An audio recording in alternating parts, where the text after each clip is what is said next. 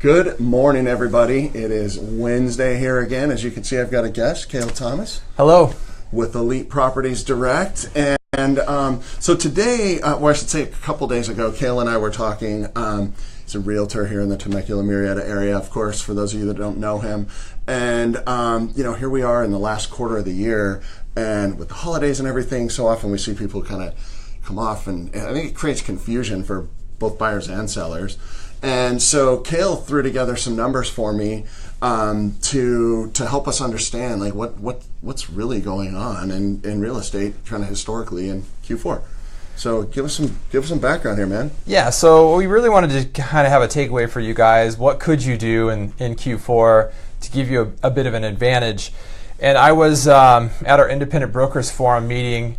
It's been about a few weeks, but Gene Wunderlich was there, our government affairs director, and he was saying that the National Association of Realtors, their economists, are stating that we have an inventory problem, which we all know about, but they feel, and more importantly, that the inventory problem won't work itself out for a few years.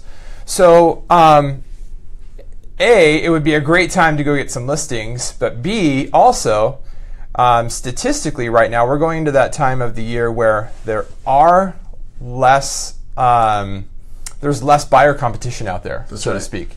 So what I did is I ran some numbers specifically on Temecula, and I was just looking at, okay, if I pick January, for example, versus June, January obviously representing a winter month, and June representing probably the busiest month of the year, how are the numbers of homes sold versus homes listed? And so what really kind of blew me away, Bill, was specifically in June 2017, there were 305 homes that came on the market in Temecula, and there were exactly 305 homes that sold. So literally the ratio was 1. For every home that comes on the market, a home is sold.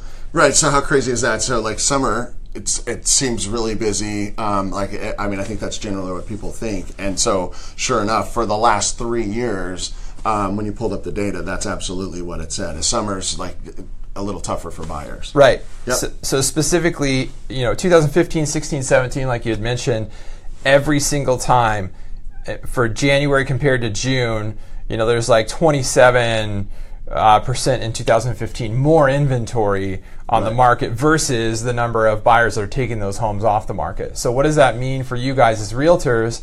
I think it is a great time to get in touch with buyers who might be on the fence. Right. And go, look, guys, if we statistically want the best chance of getting a good deal in a house, it's go time. Like November, December, January, arguably February is a great time for a buyer to get that edge. Yeah, absolutely. And that's what I love these numbers because, again, I think everybody starts to get confused. Like, are we supposed to look during that time? And obviously for a lot of people, it's just not a great time. Hosting family for the holidays and whatnot. But what these numbers say is certainly over the last 3 years as a buyer, you should be looking in that October, November, December range because you looked at the January closings, right? So, you're going to be looking in those times so you can get into contract. There's just less competition, and that's what the numbers scream. And I think one other thing to kind of shift gears for a quick second is back to the inventory issue. In January of 2015, for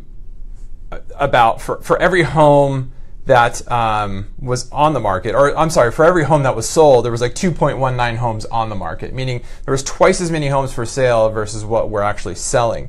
Now we talked about that dwindling down to literally a 1-to-1 ratio. Everything that's coming on the market is getting eaten up. So we're, I think, kind of at really a low point in inventory. I don't see if we can get, you can't go lower than 1. Right. Right? So it's also a great time to get out there, and if anyone is thinking about selling, if this inventory situation shifts, it's going to take a little bit of power away from those sellers as well. Right. So for those of you that are buying, and by the way, hello, Chris Carter. For those of you that are thinking about buying or just, again, wondering what to do this time of year, I think this data certainly shows that it is indeed a good time to be thinking about a real estate purchase. So thanks for helping out today, man. Appreciate you. Yeah, appreciate it. And I just encourage all those realtors out there, don't take my word for it. Go to MLS, do some research on your own, show your buyers. Show them the math of why it's statistically better to go out right now. Right.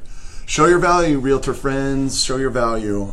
Thanks, man. Yeah, thank you, Bill. See y'all next week. See you guys.